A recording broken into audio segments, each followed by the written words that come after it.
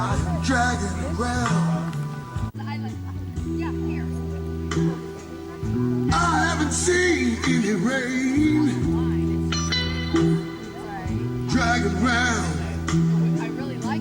a ball and chain. Angel says it's 7:30. Time to catch the. We just went in and she asked if we wanted to sign.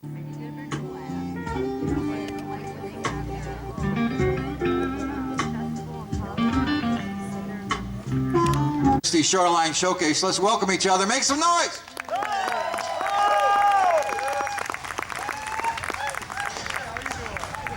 We're here because of several reasons, and I'm going to run through a few of them for you. Let's hear it for Krolchik and Quinn, Beaker Development and Fab Light Incorporated. Come on. Keep it together for TES Filer City Station, Cheryl and Bob Uten, Rob and Ruth Toby Memorial, and Suzette and Richard Wilson. Come on. Give it to them. We have some new members to our esteemed volunteer group that we want to talk about. But let's talk about some of the original members. First of all, Steve Rogers, Suzette Redmond Wilson. Let's hear it for Chuck Seymour, Tony Jabuta, Jerry Jabuta, Wayne Bialk. That's Kevin Hildebrand right here, my partner, Kevin Hildebrand. Shalice Seymour, yes, give it to her. Steve Grocock has been real helpful this year, a new member, Steve Grocock. Mary Jo Gordon, Luna Walker, Carol Losey, where are you at? She went to the same high school I just found out I went to. Carol, hi. Thank you. So yeah, let's hear for our volunteer staff. And this year is in memorial to Bob and Ruth Toby. Let's hear for Bob and Ruth Toby. Food is provided by TJ's Pub throughout the season, exclusively. TJ's Pub, let's hear it. We have a vendor that's decided to stay open for us just because the concert's here, and they're over here at the Beach House. So check them out. They got all kinds of goodies for you. They do something special on Tuesday night. Please patronize your vendor over at the Beach House. The lodging this week is provided by Scully's Manistee Outpost. Give it to them. All different levels of sponsorship and involvement, folks. So jump on there and let's hear it for you for what you've done so far. Let's hear it for you. Are you ready to hear some blues? Well, down the lake and across the lake a little ways, there's a place called Chicago, and that's where these people paddled up from. So a big Lake Michigan Manistee welcome to Nick Moss Band. Bring them in.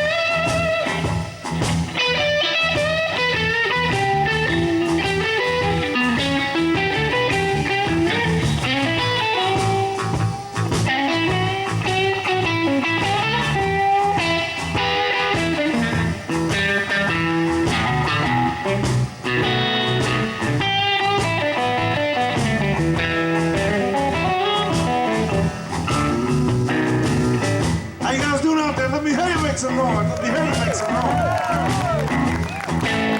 Oh, you can do better than that. I thought I was in Michigan. Let me hear you.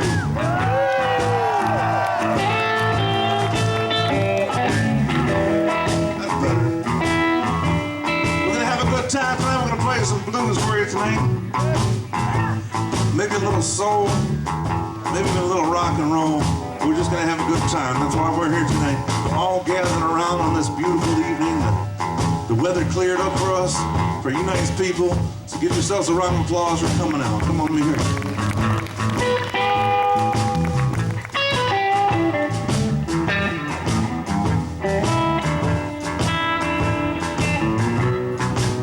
How about for the production team, huh? The production team putting these shows on for you guys, huh?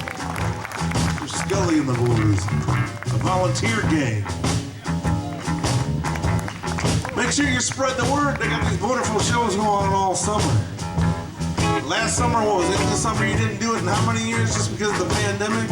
And now it's back on. And it's back on for good, I think. It's gonna rock. You gotta spread the word and tell your friends and tell your neighbors. Actually, we did do it last year. You did do it? Yeah, we're broadcasting to the radios. Nice. So people don't even have to get out of their cars if they don't want to. Found a way to get it done. See, that's a professional production group. They found a way to get it done.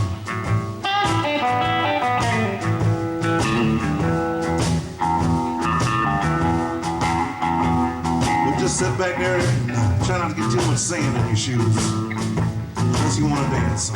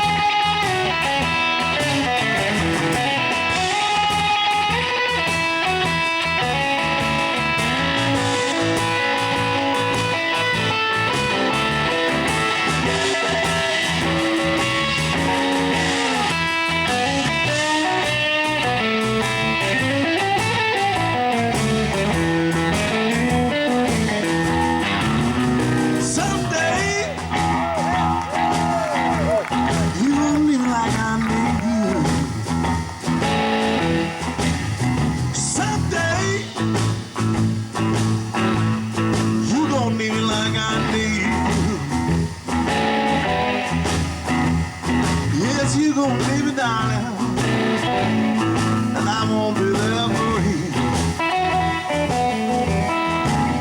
Well, now when you left, didn't even say goodbye.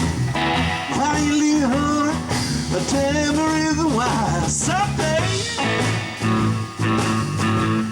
yeah, you're gonna be so alone. Yeah, you're gonna need me, darling. You can tell me on your telephone. Yes, you're gonna need me, darling. You can tell me on your telephone.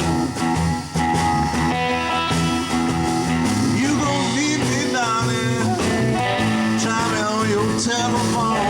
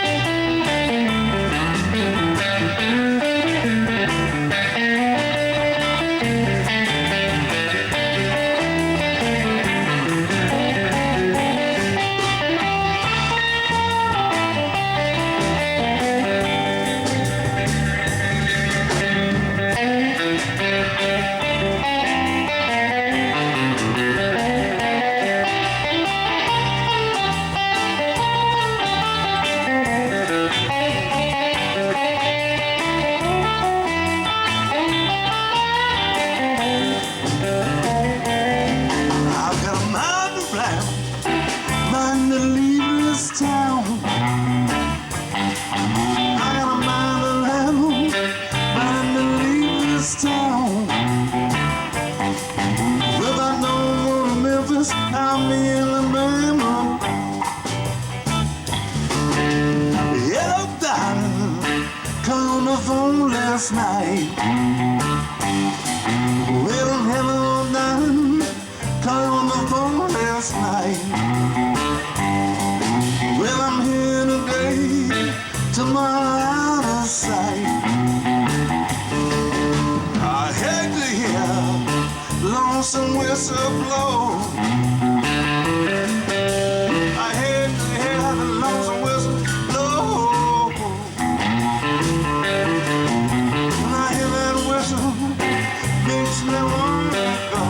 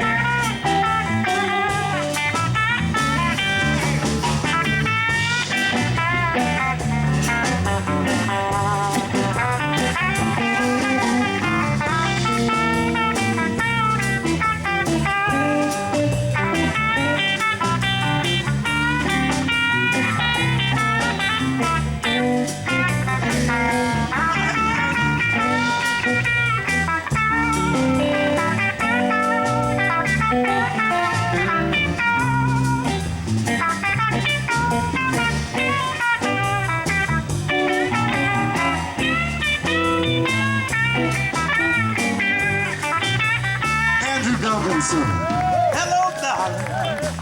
Called you on the phone last night. Hello, darling. Called you on the phone last night. I tell you I love you and trying to cause no fight. Listen, I had to hear lonesome whistle blow. I had to hear the lonesome whistle blow. When I hear that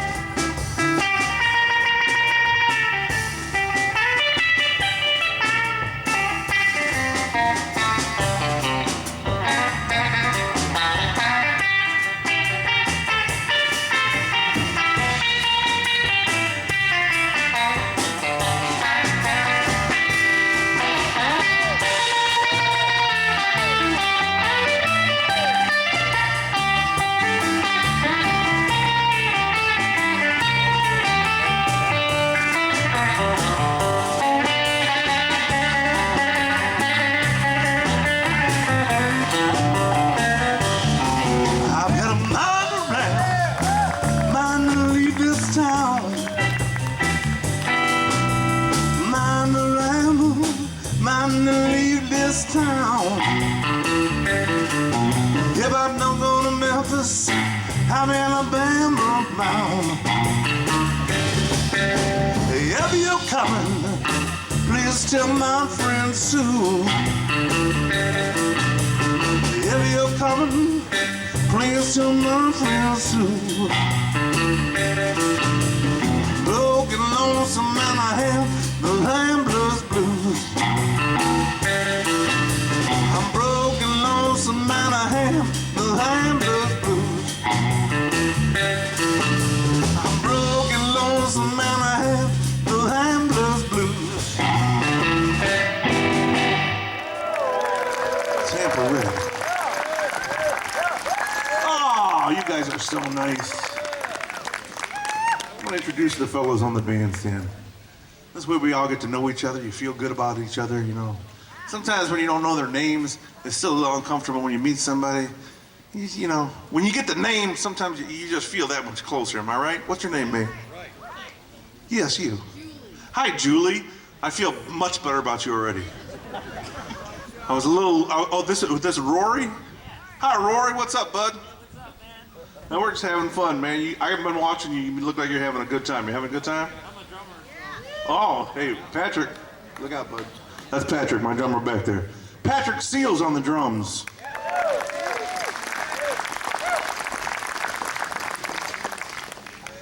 Rory. You want to play some later? Oh, man. And we'll get Rory back here to play a little later on. You guys want well, all right, we'll get Rory to play some drums a little later.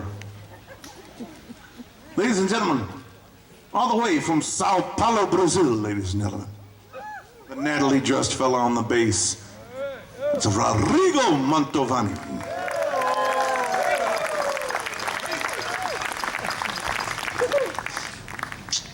My very special guest, a good friend of mine, we go back a long ways, a long ways. I used to change his diapers back in the... This was like 3 years ago.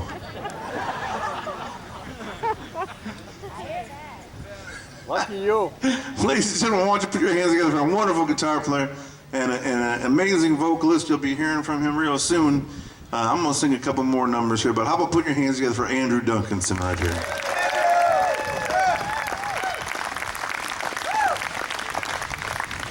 And my name is Nick Moss, and it's good to be here, ladies and gentlemen. Nick Moss, that's me. We're gonna play a nice long set for you guys. I'm not gonna try and take no break in the middle, but I would like to tell you guys that we do have a limited supply of Nick Moss merchandise, ladies and gentlemen. That's right, a limited supply. So I don't want anyone pushing and shoving, but first come, first serve at the end of the night. All right? That means you, Rory. Don't be pushing and shoving nobody. All right? All right, let's get back to some music here.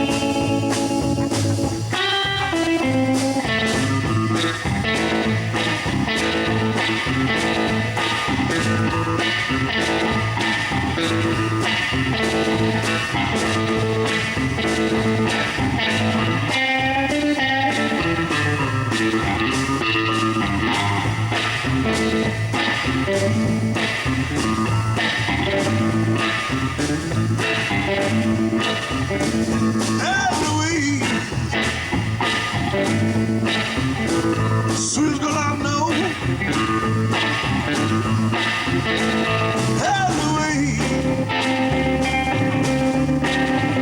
sweet girl I know. Where you coming down, New Orleans? Down in the Gulf of Mexico. Hey, Louise. Come on home. Hey, Louise. Baby, come on home. Someone fishing out in your pond, baby. Ever since you've been gone. Come on, baby.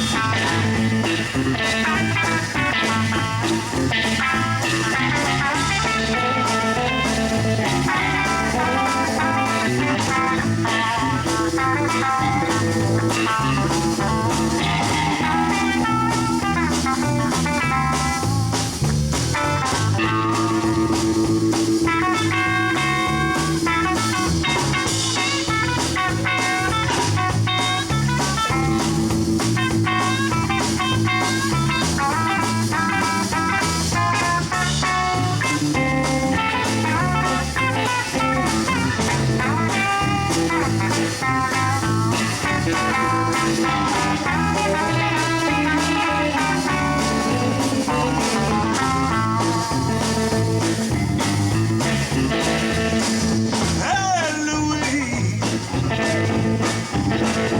come on home. Hey, Louise, baby, come on home. Someone fishing out in your pond, baby. Ever since you've been gone. Hey, Louise, someone fishing in your pond. Hey, Louise, someone fishing in your pond, baby. They catching all your good fish, frying them all up and down.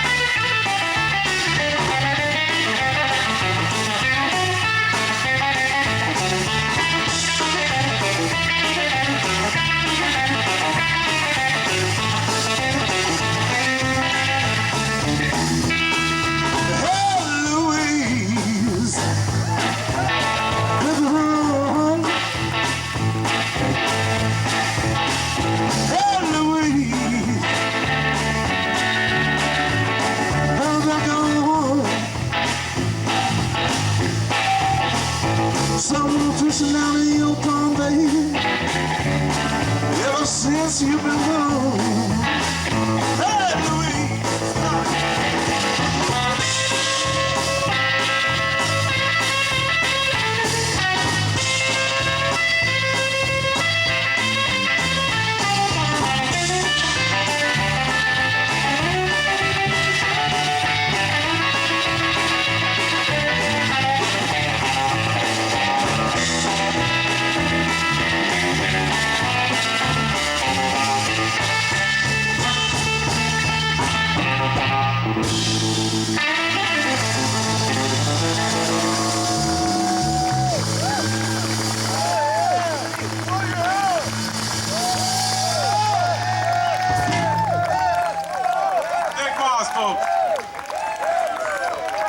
Oh, we're just warming up. We're just warming up. I'm gonna do a little song here. We're gonna feature the rhythm section on this one a little bit.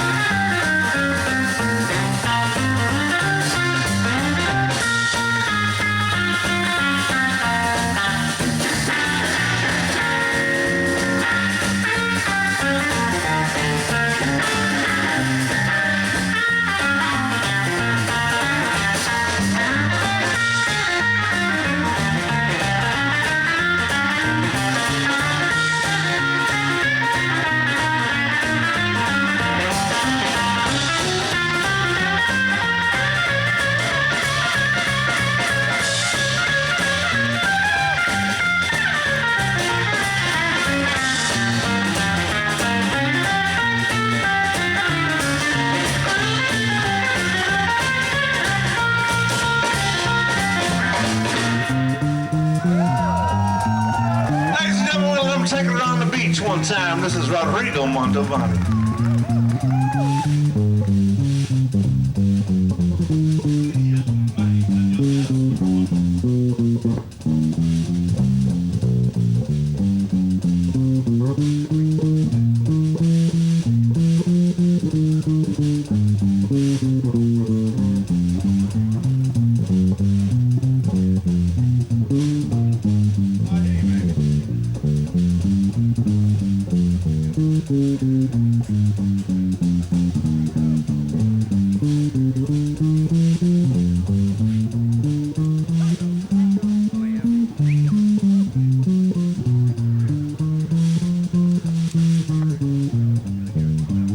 Rodrigo.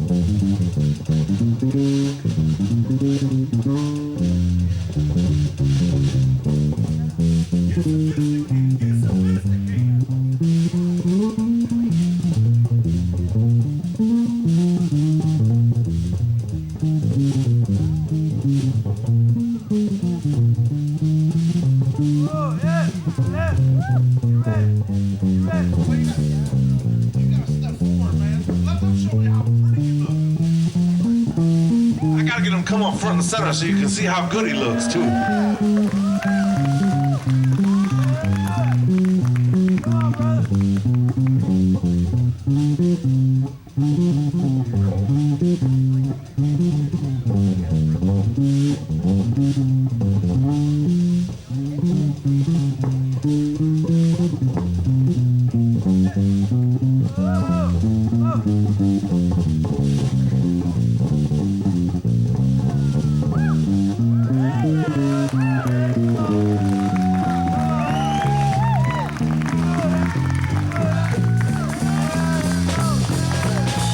Ladies and gentlemen, that's Rodrigo Montalbano on that bass.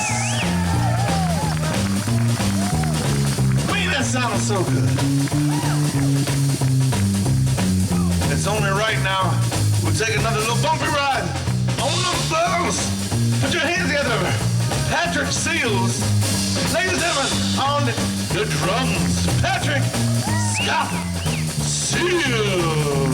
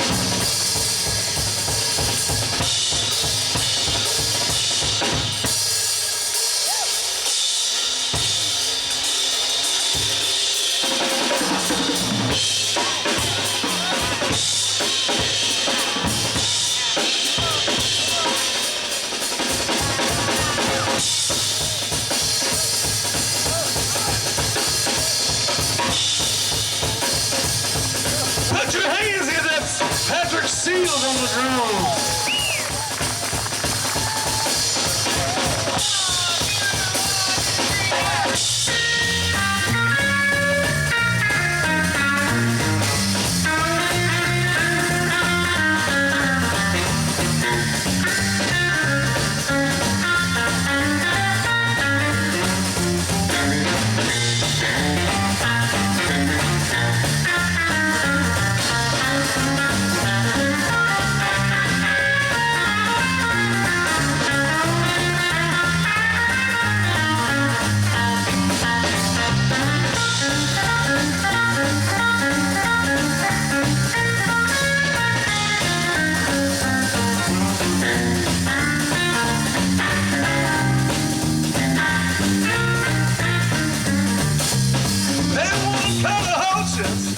your door.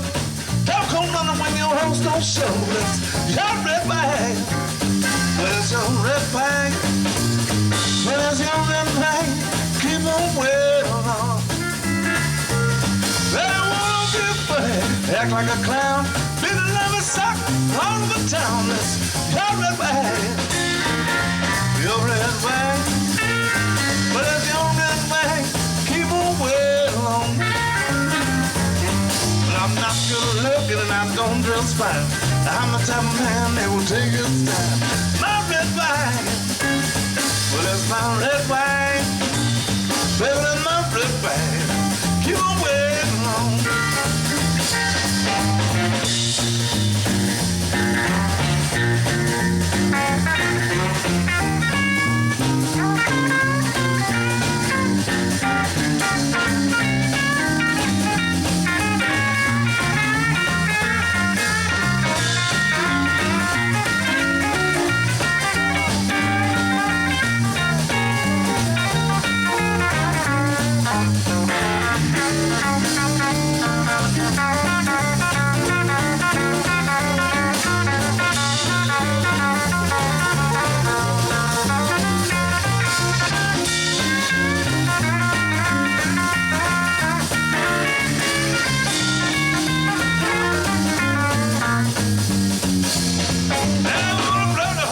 Spend your dough.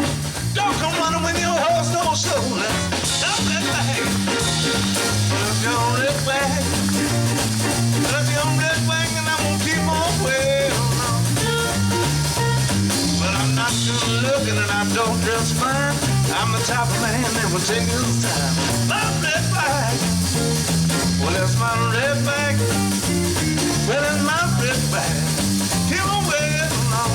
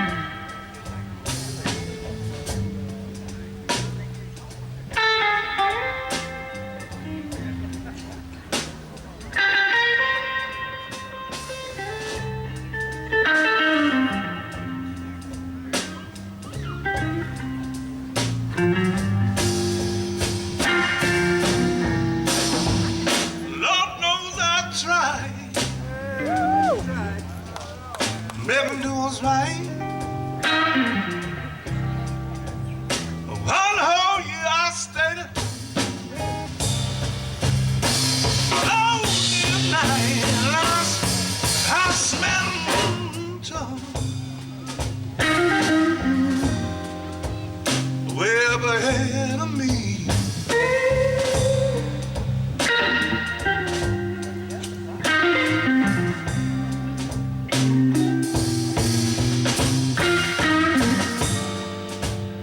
Well, I smell trouble. Just won't let me be.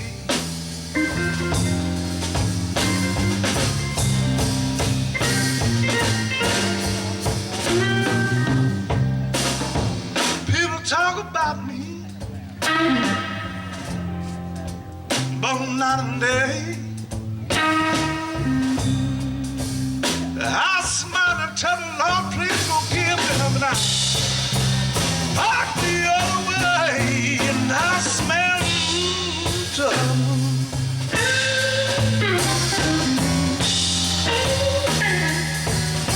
Well, ahead of me.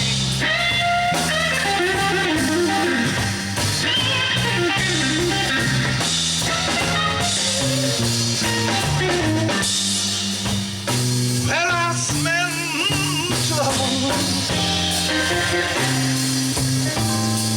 Just won't let me be.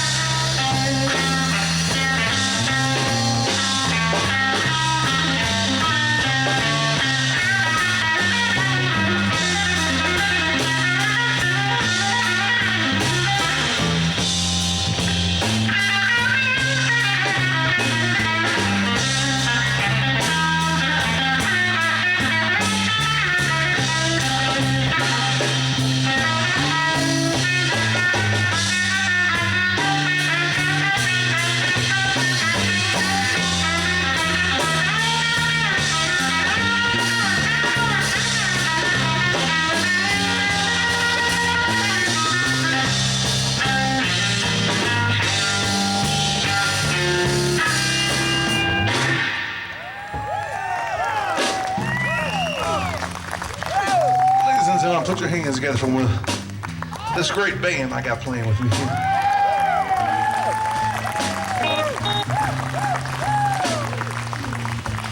I'm gonna switch things around a little bit. Stand this one, guys. Stand the one. I'm gonna change things up just a little bit here.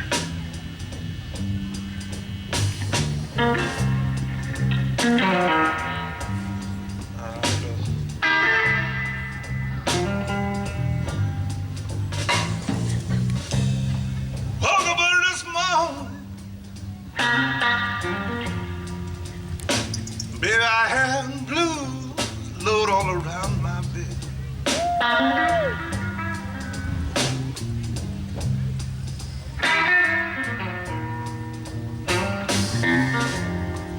Woke up early this morning. Little girl, I had the blues. Lord, I had the blues all around my bed.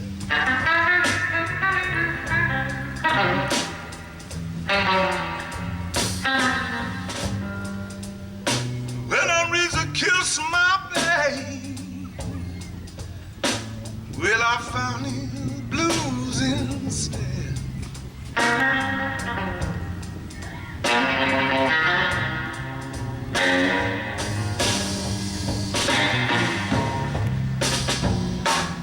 I'ma walk all night long, baby, till my feet turn soaking wet.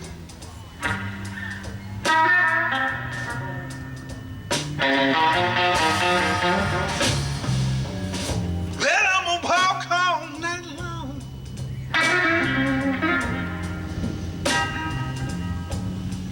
looking until my feet turn soaking bloody, soaking wet.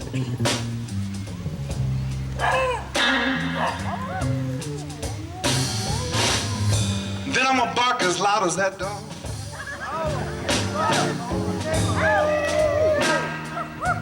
Until I hear my baby barking right on back.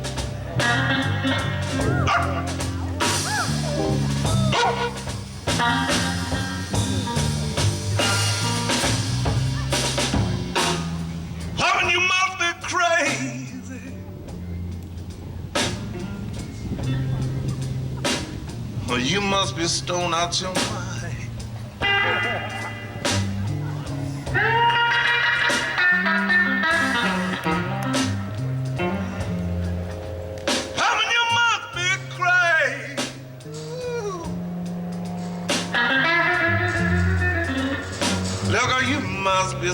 You must be stone crazy out your mind.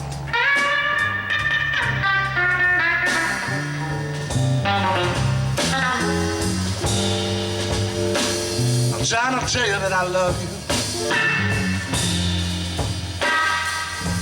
but baby, I think you make me believe it on this side. Ladies and gentlemen, I want you to put your hands together. I'm gonna bring to the microphone. He's gonna sing it for you, ladies and gentlemen. That's Mr. Andrew Duncans. How about it for Nick Moss, everybody? Make some noise out there.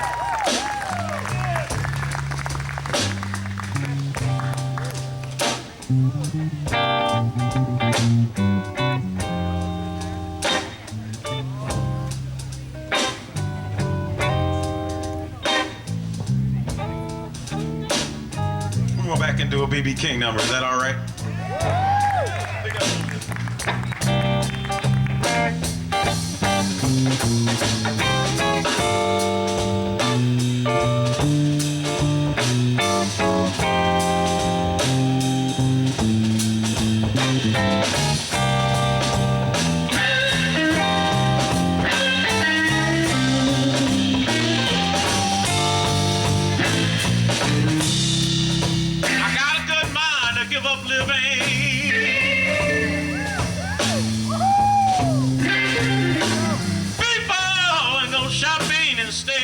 Yeah.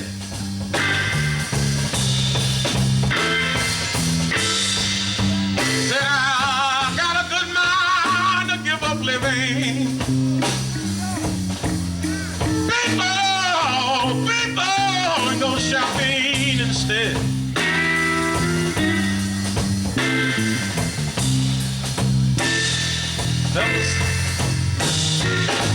You know, I'll go and pick me out a tombstone.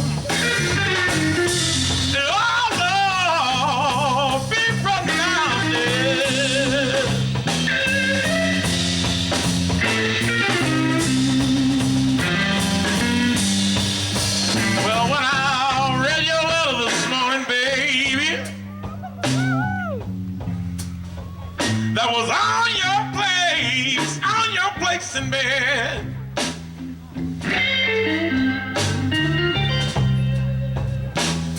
Yes, when I read your letter this morning, baby. That was on your place in bed.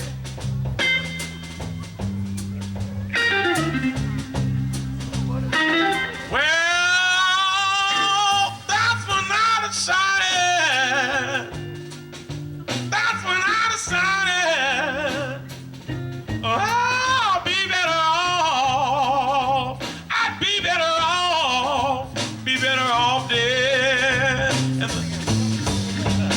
Everybody say, ain't no use in hope. Ain't no use in trying to get me back.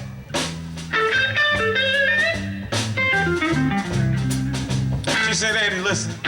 Well, ain't no use in hoping. Ain't no use in trying. No use in trying to get me back.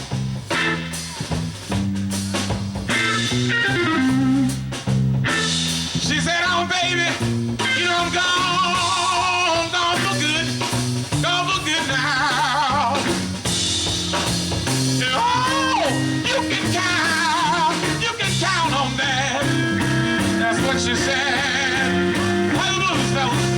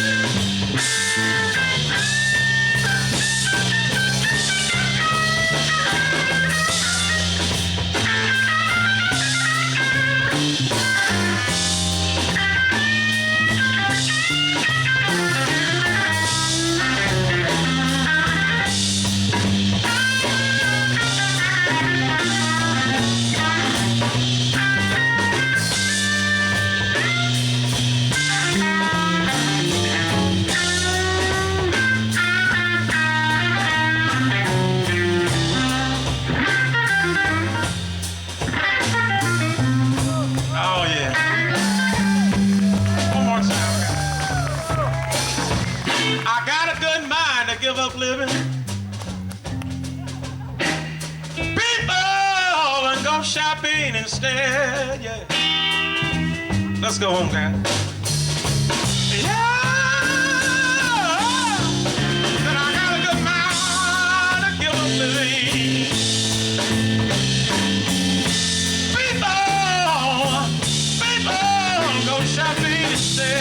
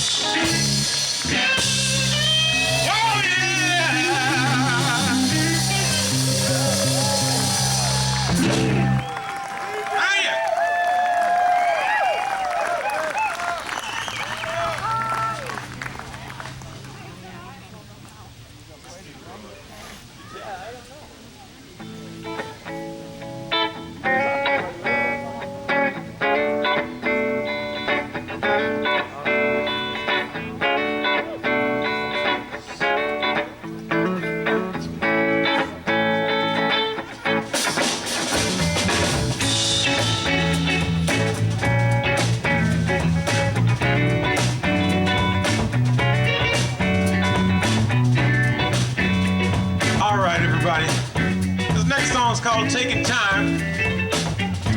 We would just like to thank you all for taking your time to come hang out with us this evening. Let's give yourself a nice big round of applause. Thank you. We love doing this. We love doing it for you. How about it one more time? Rodrigo on the bass guitar. Patrick on the drums. And Mr. Nick Moss. Give it up one time.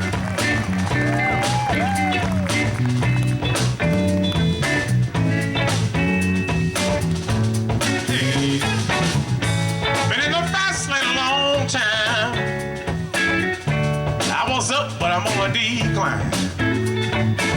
So I'm stepping off the gas, putting on the brake.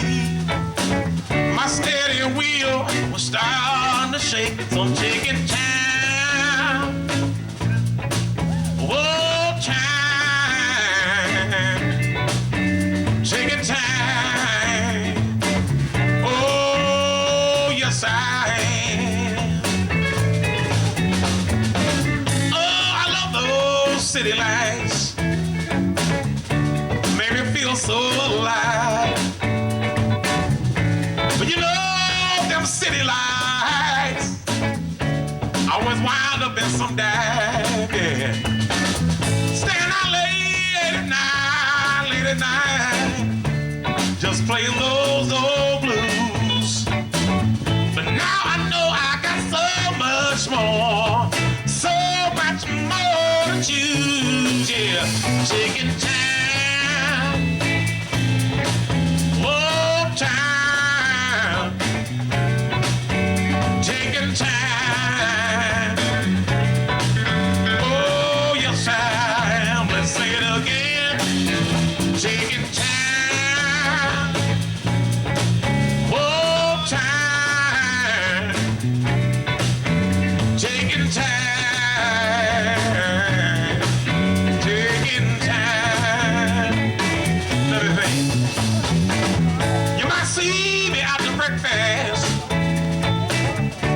Cup of coffee in my hand, spending time with my family, trying to be a better man. And it's a far cry from the late nights with them hell-raising boys. Now it's so much easier to sleep without all of the noise. So I'm taking time.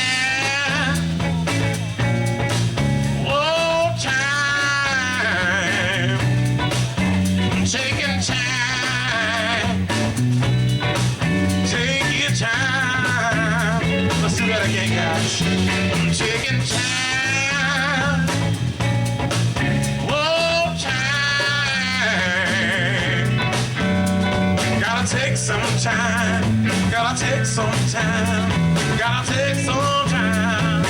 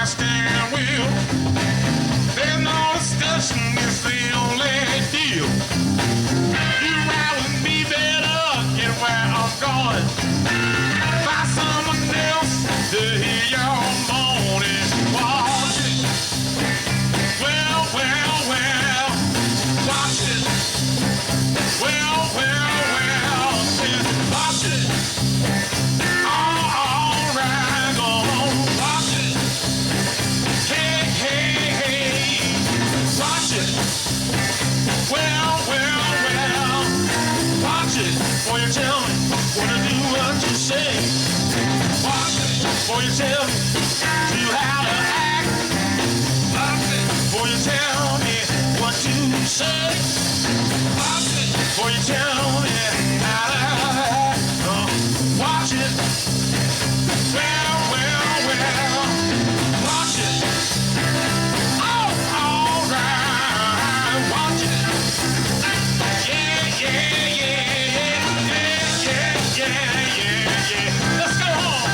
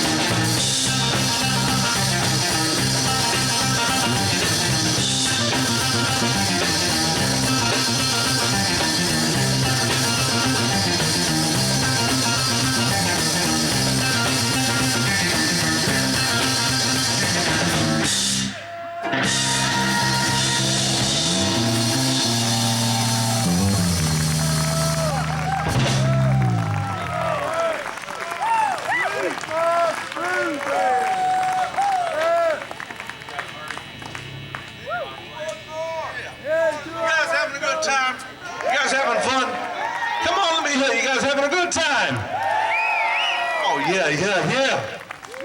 Man, we're having a ball. This is fun to be at. You know what? This is really my first road trip in a year and a half. Seriously. Yeah, boy. I got half my band lives in other states, and Rodrigo and Patrick and myself live in Chicago. Andrew lives downstate, Illinois, and so we've been doing some shows here and there, and then they started opening up in Chicago a little bit, beginning in the summer. So we started doing some shows, but I haven't really left Chicago. I mean, we were in New Orleans when the whole country shut down on March 15th a year and a half ago. We were in New Orleans. You want to know how weird that is to be in New Orleans and have the mayor said we're shutting this city down? That ain't supposed to happen in New Orleans. No. We got in a van and drove home, and then you all know what happened after that. So thank you guys for showing up here and letting us come up and play for you guys. Yeah, man. Get to play a week up in this beautiful part of the country here, man. This is wonderful. Thank you guys again. How about one more time for Mr. Andrew Duncanson? He's gonna keep going. Come on, that sounds so good.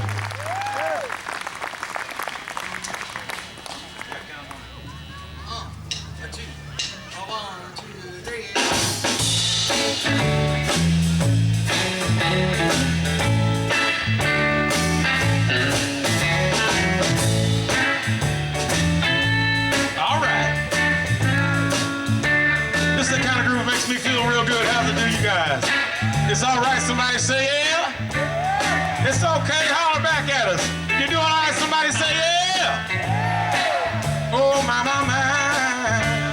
yeah. Fella, now when you got a headache powder ease the pain. Oh, when you're trying to rest, will you feel alright again? And when you got a neck ache, a little rubbing will see you through. But when you got a heartache, nothing you can do. Alright, you know, there's nothing you can do. Nothing you can do, yeah. When you got a nothing you can do, yeah. Yeah, that's right. Nothing you can do. You know, when a man can't cut a stone, he tries another leg. Iceman can't chop the ice, so he tries another pick. Electric lights go out, yeah. A and the light will see you through. But when you got a heartache, there ain't nothing you can do. There ain't nothing you can do. Nothing you can do. When you got a heartache, there ain't nothing you can do.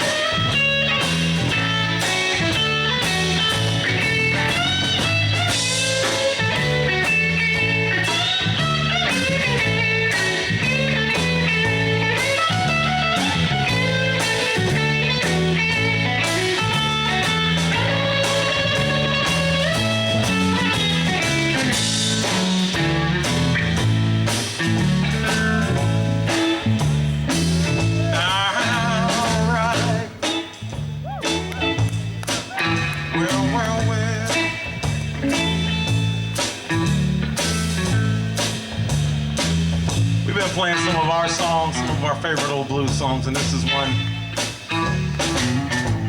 that goes back. This is the late great Bobby Bland. We're doing one of his tunes right here. Bobby Blue Bland. Might say something like this. When you got a headache powder ease the pain.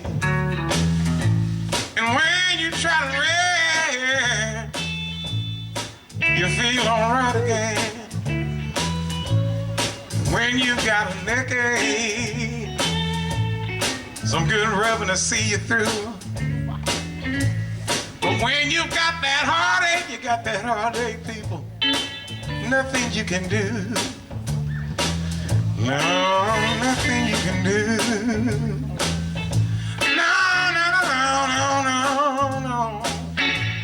Ain't nothing you can do. Nothing you can do. When you got a heartache, ain't a damn thing. When you got a heartache, when you got a heartache, nothing you can do. When you feel so bad, nothing you can do. When you got a heartache, there ain't nothing you can do. Nothing you can do. Ain't nothing you can do. Let's go home, y'all. Oh! Nothing you can do, yeah. Nothing you can do. When you got a heartache, nothing you can do. No. Nothing you can do, yeah. When you got a heart, oh, yeah. And a damn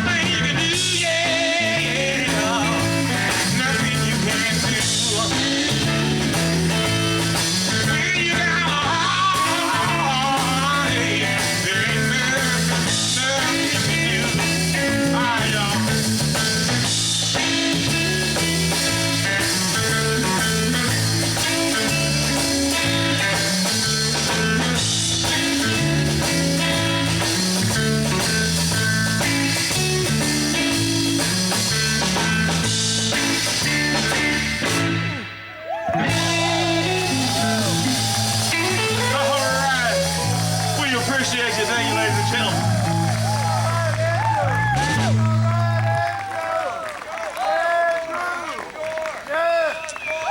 Oh, man. He said one more. We got lots more. Don't worry about it. Hold on to your shorts, fella. We're going to do some more. I promise you. Yeah, hold on to them. Hold them tight. We're going to do some more. Actually, hey, Rory, you want to come and play some drums? Can we get Rory to play some drums on a song? Rory, can you shuffle? Yes, I can shuffle. He says, yes, I can shuffle. Come on over here, Rory.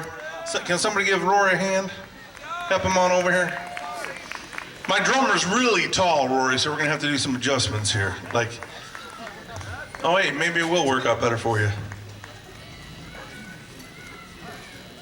How about putting your hands together, ladies and gentlemen, give a nice round of applause. We're gonna get Rory up here to play some drums with us.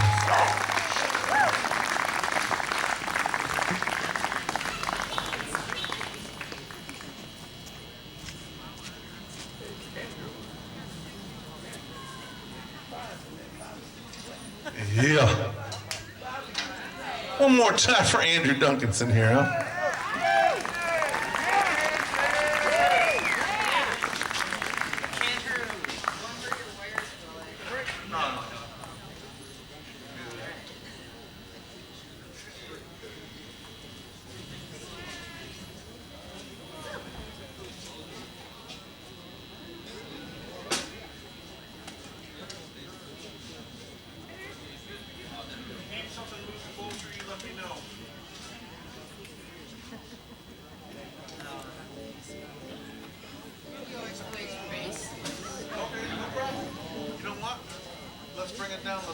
Let's play a funky shuffle.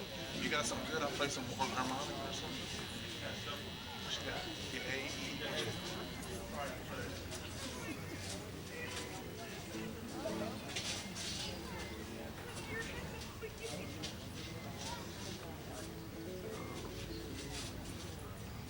You just started off and I'll jump in. What about there, Rory?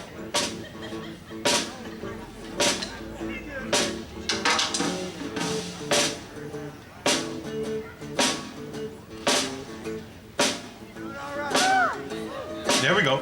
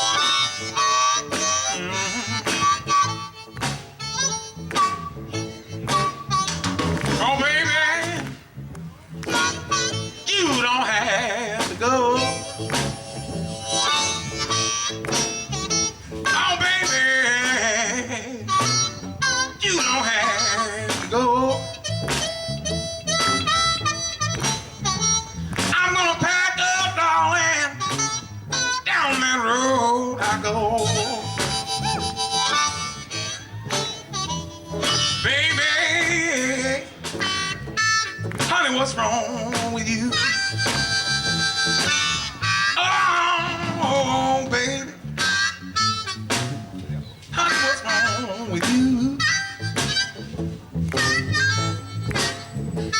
You don't treat me like you used to do. Hey, man.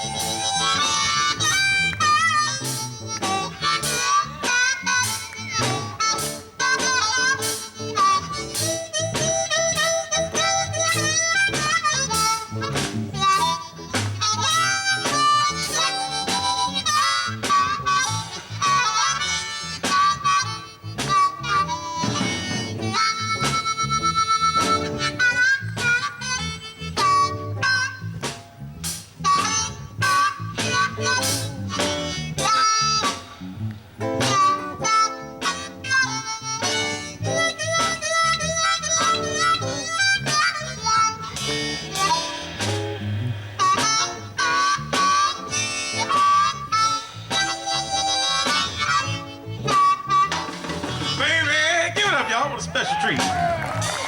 You don't have to go. Let's take it home. Oh, baby. You don't have to go. I'm gonna pack up, darling. Down the road I go.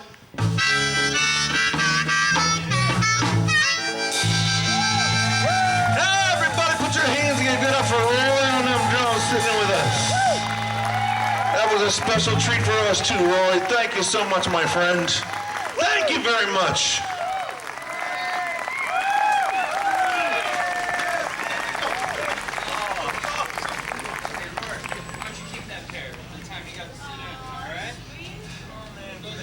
One more time for Rory, man. That's my man. Patrick says, keep those sticks, man. You probably get my job. That's right, Chicago Blues. Thank you, Rory. Is that your mom? Thanks, Mom. No, thank you. You know what, man?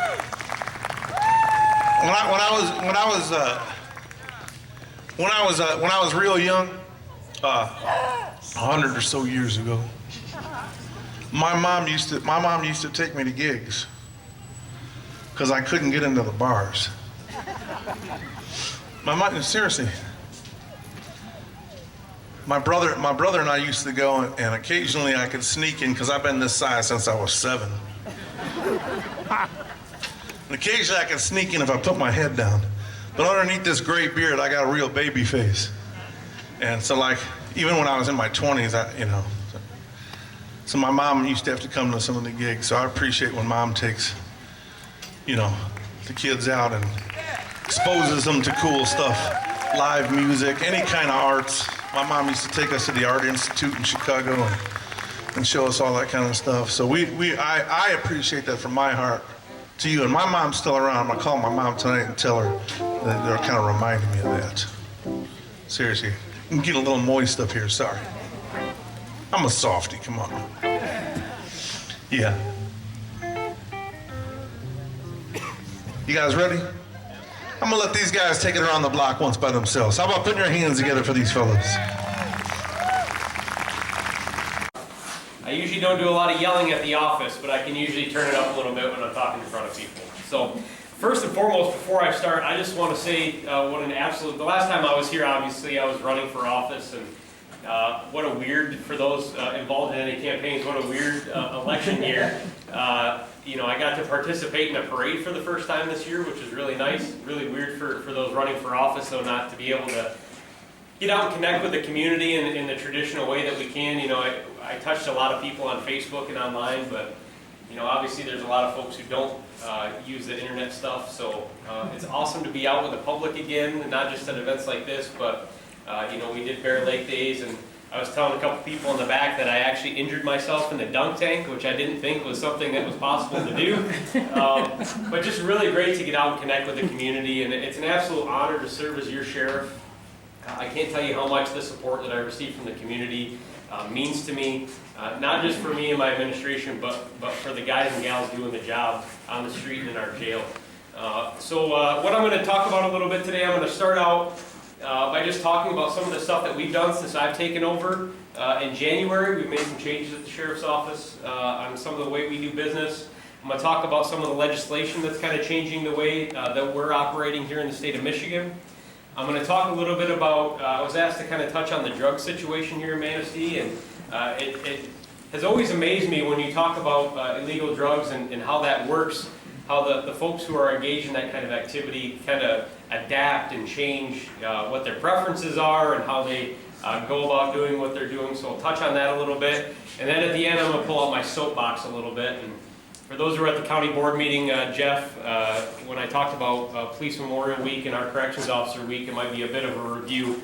But I think it's really important, especially with what we see going on in the country today, to really keep hammering home how important it is for folks like us to get out there and support law enforcement, both in corrections and on the road, because there's been a lot of really negative stuff going on in our profession that I don't think is fair, and it's really frustrating for us who've dedicated our lives to serving our communities in this capacity, and those who really love and care for the profession.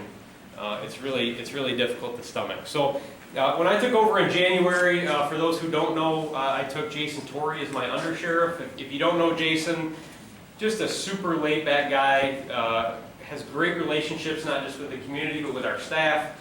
And I can't say enough about the job that he's done and the job that our jail administrator, Chris Benicki's done. And I'll touch a little bit on the jail inspection and that operation a little bit further in my talk here. But one of the first things that I did, and it's been a frustration of mine at the Sheriff's Office for a little while, and we were kind of hamstrung with staffing to be able to address it, was increase the detective bureau. Traditionally, Manistee County, at our Sheriff's Office, we've had one detective sergeant who handles all in-depth investigations. We're really reaching a point now with the influx of technology and the way criminals are using that technology. A lot of victims are being empowered to come out and speak out, which is fantastic, but it's increased our caseload for major cases. So one of the changes I did is when our detective sergeant retired, I expanded our detective bureau to have 2 detectives. They're both detective deputies. So before, our detective would work Monday through Friday from 8 to 4, kind of a traditional office hours kind of thing, but as all of you know, unfortunately, these things don't just happen Monday through Friday, 8 to 4. So by expanding the detective bureau with a second detective, unless they're on vacation or off on S&A or something like that, I've got a detective on duty every single day to handle those major cases and to assist our deputies with some of those major cases. And what that does is it not only increases the service that we provide to victims of crime, but it also helps free up our deputies too on the street. Rather than handling an entire major case themselves because the detective's not there, they can hand that off to the detective. They can get freed up to go back out and do their normal patrol stuff. The other thing, and I have to thank Jeff Dons, the chairman of our board, for helping us with this.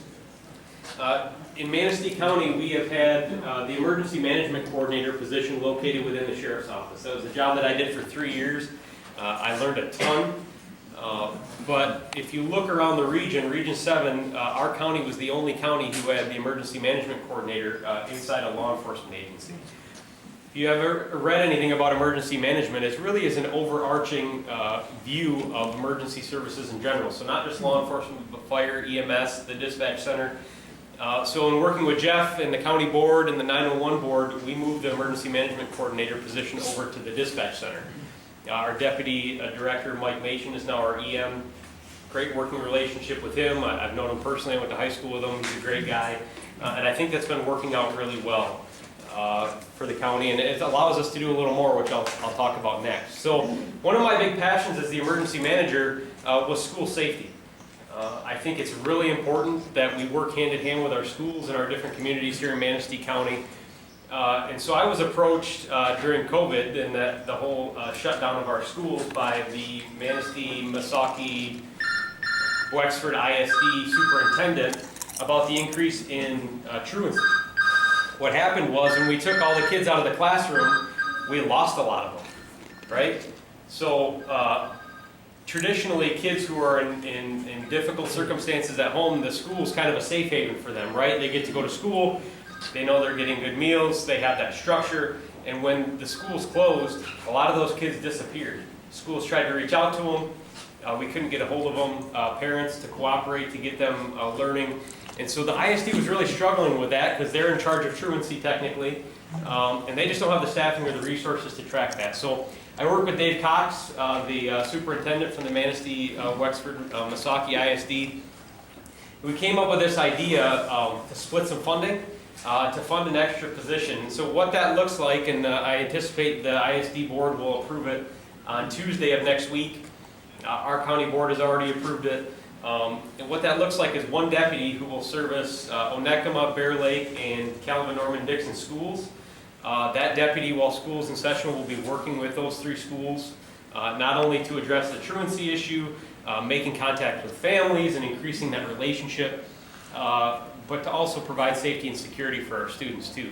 There's a lot going on in schools, and having that extra help, I know they're excited about. I'm excited about that because it's always been a passion of mine. So that was, I think, a huge move for us and something that really is going to benefit the community. I mentioned the jail inspection. I'm going to present this to the county board this month. But every year, the Department of Corrections, who is in charge of making sure that our jail facility is in compliance with the rules and regulations, does an annual audit. We just had that audit completed. I'm happy to let you all know that not only did we have full compliance, 100% compliance with DOC regulations on our jail, but one of the comments from the auditors was that Manistee County has one of the cleanest jail facilities in the state of Michigan. That's huge, right? It's really important that those folks in there are taken care of, and to hear a comment like that when you think of, I think there's 4 counties without jails, so you're talking 79 other facilities in the state of Michigan. To have them make that comment that we're one of the cleanest in the state is something that not only I take pride in as the sheriff, but that our corrections officers who are doing that cleaning and really invest in keeping our facility top notch, take a lot of pride in. A couple of things that we've been working on since I took over. A lot of you might be aware President Trump signed an executive order following the George Floyd incident that increased some requirements for law enforcement in our use of force policies. One of those things was involving social workers and some of the things that we're doing on the mental health side. Prior to this executive order even coming into effect, we have a great working relationship with Central Wellness, which is our local community health provider. We collaborate on multiple issues, whether it's inmates in the jail or people that we're dealing with out on the street. So that was already taken care of. The whole point of this executive order was they tied it to federal funding. So if you didn't comply with the executive order and get a certification from DOJ, then you weren't able to apply for federal grant funding. Another one was the banning of chokeholds, right? Big buzzword, big buzz concept after the George Floyd incident. A lot of us in local law enforcement get really frustrated because these talking heads come out and they make these points and they say these things, and it's stuff we're already doing. We haven't been allowed to use a chokehold at the Manistee County Sheriff's Office since long before I was hired back in 2007. The only time we're allowed to do that is if it's a last resort in order to save someone else's life or save our own. Already had that accomplished. That box was already checked before any of this even started. The other is duty to intervene, right? If I see another police officer using excessive force, it's my responsibility as another police officer to go over there and stop that. That was built into our policy long before I got hired in 2007. So it's important for people when they hear these talking points that you hear in the media to understand that law enforcement's already doing the majority of stuff that's being talked about. Now, I can't speak for the Minneapolis Police Department or some of the bigger areas, but communities like ours, whether it be the city police who I have a great relationship with or the Little River Band of Tribal Police, we're all have been doing this for years and years. So it's really frustrating to hear it over and over again in the media and us portrayed as we're doing these type of things when we haven't done it in many years. Some more legislation that we've been dealing with. There was a police improvement package that really aimed to reduce the number of people we were incarcerating here in the state of Michigan. So prior to this, any misdemeanor that was a 93-day misdemeanor and above, we could take that person to jail. What this legislation really did was change that. So anything that's not a felony or a serious misdemeanor, domestic violence, drunk driving, things like that, now it's assumed that we will issue an appearance citation rather than taking those people to jail. It's been a big change for our guys and gals on the street, and in the jail as well. But as you know, we in law enforcement have been tasked with making a lot of changes over the last couple of years, and we roll pretty well with the punches. It's just a different way of doing business. The other legislation that is going to take effect October 21st of this year is the Michigan Raise the Age. For those who weren't aware, in the state of Michigan right now, and it has been since I started my law enforcement career, anyone who is 17 years or older can be arrested and charged as an adult in the state of Michigan. Right? A lot of other states it's 18 and older. Well, what the state of Michigan did is they said, hey, we're going to raise that up so anybody 18 or under the age of 18 is a juvenile, and so anybody who's 18 and above can go to jail after October 21st. Those 17-year-olds are going to have to be handled through the juvenile court. The implications for us is obviously a 17-year-old offender is not much different than an 18-year-old offender. But what I think from the county perspective and funding-wise we're going to have to look at are things like the Child Care Fund, where the juvenile court's going to be now tasked with dealing with 17-year-old offenders, where before we were doing it through the adult system. Anybody who's looked for juvenile placement and dealing with juvenile offenders knows that it's incredibly difficult to find effective places to house some of these individuals, and it's going to make our job more difficult in trying to keep them off the street. So Just a couple things and changes so that you understand kind of what we've been dealing with and some of the things that we've done in Manistee County. So I'm going to shift gears a little bit. I want to talk about some of the drug issues that we're dealing with and just kind of give you an update on what we're seeing on the streets. Manistee, albeit a small community, is kind of just a micro version of what you see nationwide. So regardless of what those crimes are, and especially when it comes to drug, if you're seeing it on a nationwide level, we're seeing it here in Manistee County just on a smaller scale. I'll start with the opioid epidemic, right? Hot button issue, a lot of coverage. It has not gone away. It still is very much in existence. Well, the reason you don't hear quite as much about it, especially from the law enforcement side, is because Narcan and naloxone have really changed the game. If you're not familiar with that, Narcan or naloxone is a opioid reversal drug. Basically what it is, typically administered through a nasal spray, it goes into the opioid receptors in the brain and stops the drug from being able to be absorbed in those receptors. What happens is people might look like they're in the throes of an overdose and they almost look like they're not with us anymore. You give them this drug and they come back real quick. So what we've done is we've pumped that out into the community. So anytime we arrest drug dealers or drug addicts, they typically have Narcan or naloxone with them. And that's good, right? We don't want to see anybody lose their life from using drugs. We're trying to save people's lives. But that's the reason that we don't see it as much anymore as far as overdoses go, because a lot of these addicts have Narcan or naloxone with them. They're doing opioid overdose reversals in their houses, and it never gets to the law enforcement side of it. So we still work with Catholic Human Services, Central Wellness, and a lot of our partners to try to get people the resources they need, but it's a difficult one to wrangle, and we continue to work on that. The biggest change that I've seen in the drug world is even here in Manistee County is with methamphetamine. Now, meth's been around for a long time, right? And we've all heard the stories, the one-pot bottles that people find on the streets. But methamphetamine's really changed the face and the way that it gets into our communities, the way that it's used in our communities, and where it's coming from. A couple years ago, we saw this huge explosion in meth, right? In 2004, I think the federal government, the DEA, says they did about 24,000 domestic methamphetamine production cases. It's a huge number. So what the government did, which a lot of you are familiar with if you enjoy using pseudoephedrine to fight your cold symptoms, they started clamping down and really regulating the products that are used to make methamphetamine. So now, if you want the good stuff, right, the stuff that really helps your nasal congestion, you have to go in, show your driver's license. They regulate how much pseudoephedrine you can buy in a certain amount of time. After that happened, at that same time, the Mexican drug cartels really started increasing their production of methamphetamine. So what you did is of 2019, the DEA only had 830 or so domestic methamphetamine cases from 24,000 that they dealt with in 2004. What you're seeing now in our local communities is I don't think we've done a meth lab case, whether it be a one-pot or a more sophisticated lab, in years. Methamphetamine from Mexico is much more pure than the stuff people are making in their homes, and it's significantly cheaper. And it doesn't come with the risk of being caught making methamphetamine, right? Possession of meth is a less serious charge than production or manufacture of methamphetamine.